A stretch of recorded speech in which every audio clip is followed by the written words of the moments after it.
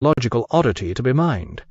But such commentators tend to overlook the fact that Nietzsche also knew himself pretty well, if intermittently and often a little selectively. Nietzsche's psychological insights are of universal application, despite their eclectic sources, a misanthropic philosopher and a megalomaniac composer. Yet Nietzsche's access to his main psychological source was coming to an end. After the publication of Human All Too Human, the break with Wagner became inevitable. The world for which Nietzsche was preparing in this work was the brave new world of the future. Meanwhile, Wagner was now embarking upon his final work, Parsifal, which signalled the end of his involvement with Schopenhauer and his return to the fold of Christianity. Their ways had parted forever. It is said that Nietzsche knew only one man properly throughout his entire life, and this man provided him with enough material to become the greatest psychologist of his age. Such was Wagner. In 1879, Nietzsche was forced to resign his post at Basel because of continuing illness. For years his health had been frail, and now he was a very sick man. He was granted a small pension and advised to take up residence in a more clement climate. For the next 10 years, Nietzsche roamed Italy, the south of France, and Switzerland, constantly seeking a climate that would alleviate his illnesses. What was wrong with him? Just about everything, it seems. His eyesight had failed to the point where he was half blind. The doctor advised him to give up reading. He might as well have recommended that he give up breathing. He suffered from violent, incapacitating headaches, which would sometimes confine him to bed for days on end, and he was generally a mass of physical ailments and complaints. His desktop collection of elixirs, medicaments, pills, tonics, powders, and potions put him in a class of his own, even among the great hypochondriacal philosophers. Yet this was the man who conceived the idea of the Superman. The element of psychological compensation in this idea should not detract from its central place among Nietzsche's other more acceptable ideas. Perhaps such an element was just the grit in the oyster that produced this pearl of unwisdom. The Superman made his appearance in Thus Spake Zarathustra, a long dithyrambic poem of almost unbearable bombast and earnestness, whose utter humorlessness is unrelieved by its author's attempts at irony and leaden lightness. Like Dostoevsky and Hess, it's unreadable, unless you're a teenager. But the experience of this work at such an age can often change your life, and not always for the worse.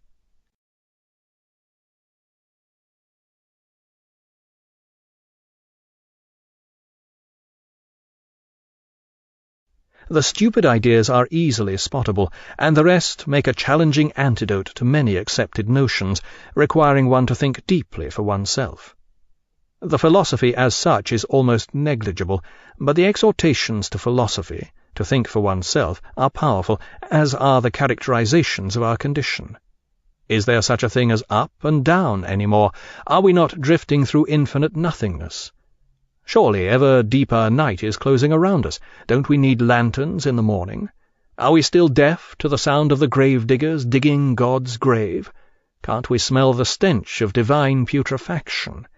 The most holy and mighty thing in the world bled to death under our knives. No greater deed has ever been done, and thanks to this deed whoever comes after us will live in a higher history than there has ever been. Almost a century later, the French existentialists began expressing such thoughts, in rather less boisterous terms, and were hailed as the vanguard of modern thought. On his endless tour of the spas and mild winter resorts, Nietzsche was now introduced by his friend Paul Rée to a 21-year-old Russian woman called Lou Salome. Rée and Nietzsche, separately and together, would take her for long walks and try to fill her head with their ideas on philosophy. Zarathustra was introduced to Lou as the son I will never have, which was fortunate for young Zarathustra, and not just because of the attention his name might have attracted in the school playground. Lou, Nietzsche, and Rée now became involved in a triangular arrangement that would be inconceivable in an age where anyone has even an iota of sexual savoir-faire. At first, the three of them declared they would all study philosophy and live together in a platonic ménage à trois.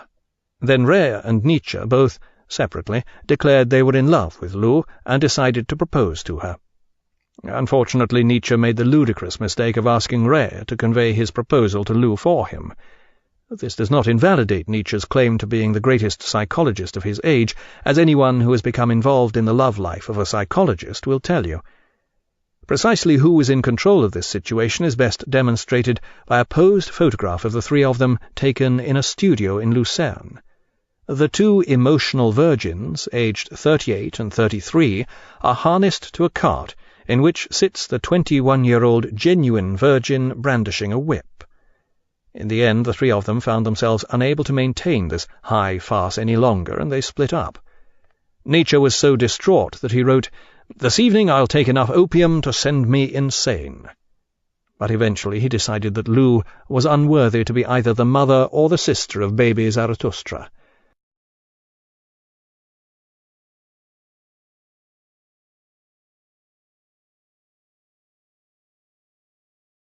Lou went on to become one of the most remarkable women of her age. After adopting the name Andreas Salome from her pet husband, a German professor, she was to have a profound effect on two other leading figures of her time, having an influential affair with the great German lyric poet Rilke, and developing an intimate friendship with the aging Freud. After wintering in Nice, Turin, Rome, and Menton, Nietzsche would spend his summers 1,500 meters above the world, and even higher above all human beings, in Sils Maria, a lakeside hamlet in the Swiss Engadine. Sils Maria is now a smart little resort just 7 miles down the road from St. Moritz, but you can still see the simple room where Nietzsche used to stay and set up his medicine chest. Here the mountains rise sheer from the lake shore toward the snow-capped 13,000-foot peak of Mount Bernina, which marks the Italian border. Behind the house you can take the remote paths up the mountainsides where Nietzsche used to walk and think out his philosophy, pausing to jot down his conclusions in his notebook beside a lonely crag or a foaming mountain torrent. Some of the atmosphere of this region, the remote peaks, the sweeping views, the sense of isolated grandeur, creeps into the tone of his writings. When you see where Nietzsche did so much of his thinking, some of its faults and virtues become more explicable. For the most part, Nietzsche lived a life of utter isolation, renting inexpensive rooms, working continuously, and eating in cheap restaurants, while doctoring his blinding headaches and debilitating ailments as best he could. It was not unusual for him to spend entire nights retching, and he was frequently incapacitated for 3 or 4 days in a week. What's more, this rapidly became a permanent state of affairs, yet each year he produced a book of astonishing quality.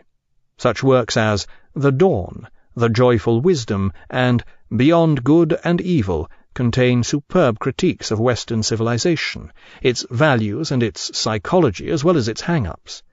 His style is clear and aphoristic, and contains a minimum of loony ideas. This is not systematic philosophy, but philosophizing of the highest order.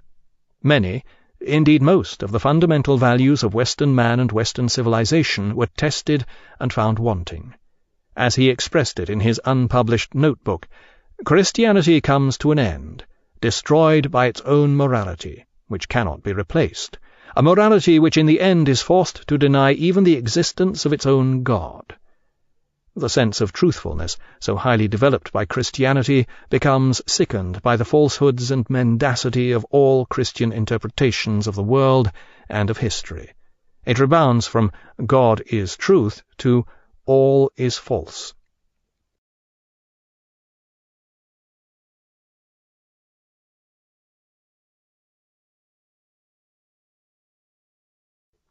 There has been no finer demolition job, though much of the purely philosophical demolition work had already been done over a century earlier by Hume, but it needed to be done again because of the resurgence of German metaphysical systems.